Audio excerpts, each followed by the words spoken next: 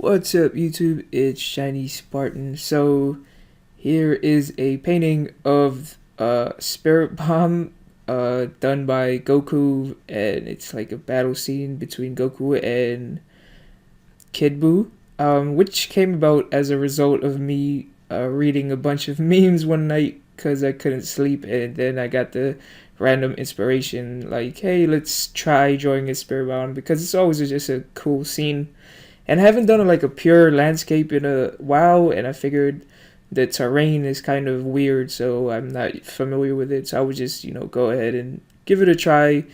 Uh, I wasn't sure how far I would take it, but ultimately this took about 4 hours, so I definitely put a little bit of work into it, to say the least. If you've been keeping score, I'm currently using the Rodriguez V7 now. But before I go into that, I was just thinking a few minutes ago that uh, a lot of the work that I've done, haven't really showed everyone what I could do with digital art. I kind of am more known for traditional art, which is partly my fault, which is what I'm trying to say. So I haven't had an opportunity to really show people what they want to see digitally, because I've done a mass amount of work in that particular category traditionally, so people are kind of hardwired to expect that type of traditional work from me. Whereas when it comes to digital, it's kind of like, I don't know what he's doing. It's kind of awkward. So it's partly my fault. So again, I am going to do some things, characters, drawings, paintings that you guys want to see, characters and stuff. So again, also, if you have some cool ideas, definitely just, let me know, because if they're cool enough, I'll probably get inspired to do them on the spot. So yeah, the V7, I keep naming all my brushes like that, and then I put like a version next to it, so just so that I can know, like, at the end of the year which brushes I'm going to keep and which brushes I'm going to throw away. So throughout the course of a year, you might end up with like hundreds, a lot of temporary brushes. So it's always good just to clean everything up. So the ones with the higher versions are the ones I'm going to keep. And I had a lot of time to practice with the Rodriguez V7. This is funny, saying that. I told my friend that I named my brush Rodriguez, and he's like, "What? You named your brush like your digital brush?" And I'm like, "Yeah." So yeah, it's a great brush, and I think I finally got it down. I don't think there's gonna be like any more versions, because it finally performs exactly how I need it to perform, and it does all the required task that I need. So I can modify it into a palette knife brush. I could use it for thick, clean strokes. I could use it for kind of grittier strokes and all that type of thing. And it still has my personality, my texture, my dual brushes, and all of that ingrained to it. So it's really nice to, have a brush that you could be confident using. I had some trouble because the original version, maybe like the V1 or V2, was when I transitioned over to the new computer, so I had lost all of my brushes, or not really lost it, but like the background of it, the information. I wasn't sure what was going on, because I lost some textures and stuff, and some dual brushes along the way. So in the end, it worked out because it forced me to learn new things about brushes and create my own brushes. But anyways, I don't really want this to be like a whole thing about brushes. And right now, you saw me just made the Goku on a separate layer, and I did that a few times. I did it once with Goku and one more time with Kid Buu. The reason I did that is because it separates the values and the colors away from the surrounding area, which sounds unproductive, but for me, like, I could see the character itself better, and then I won't fully render it. I'll drop it into the image, and then I'll modify it based on the lighting and stuff. So I'll keep it kind of rough, and now what you're seeing right now, I'll render it.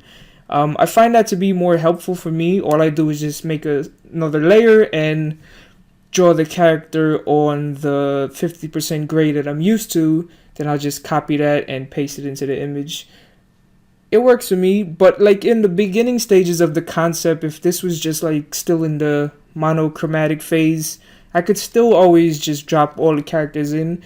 But now that I'm so far into it, it kind of throws me off. That's why I always just use a separate layer for that.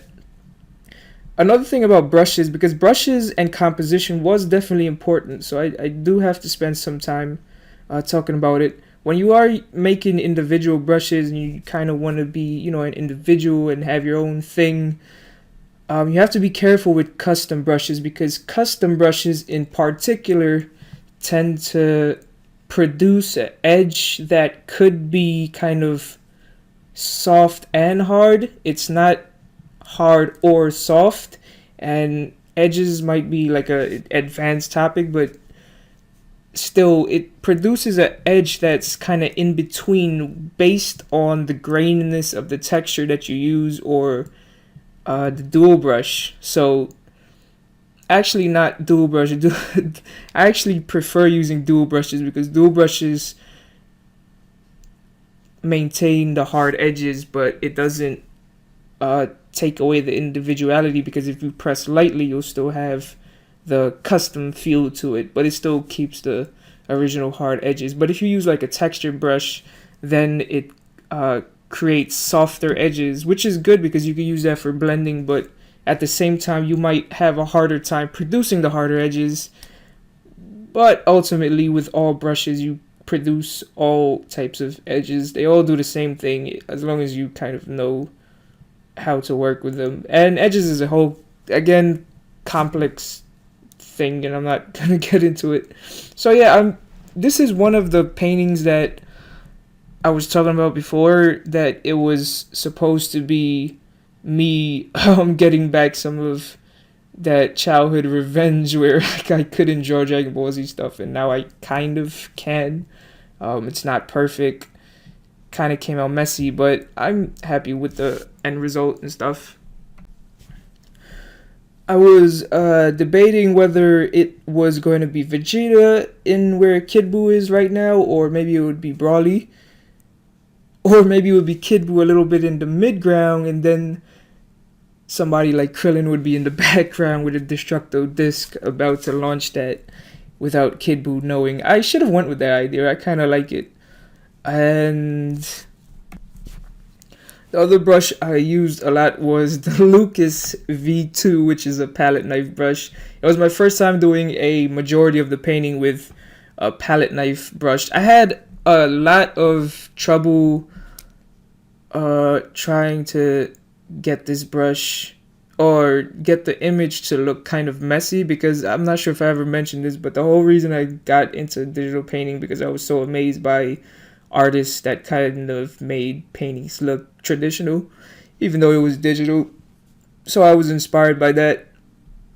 That's not to say that people who make like smooth type of art, really clean, isn't good or anything, because they're great at what they do. There's a lot of masters that I'm a fan of with a clean look, but personally, for my own work, I just kind of like the messier painter look, which takes a lot of time to perfect. So that you're not looking at it right now. This is just me messy because I don't know how to paint. So the painting was running a risk of being really smooth, and it was throwing in a lot of elements that I didn't really like the bubble, not the bubbles, the soul thingies, the energy. That's clearly a custom brush, and I wanted to do everything with a singular brush to give it a more traditional feel, but again, I just couldn't resist. And I also used some blur and stuff, and it looks good because it produces the effect that I want, but it doesn't look completely like how I wanted it in the end. But thank you for watching, and I hope you guys like this, and I'll see you next time.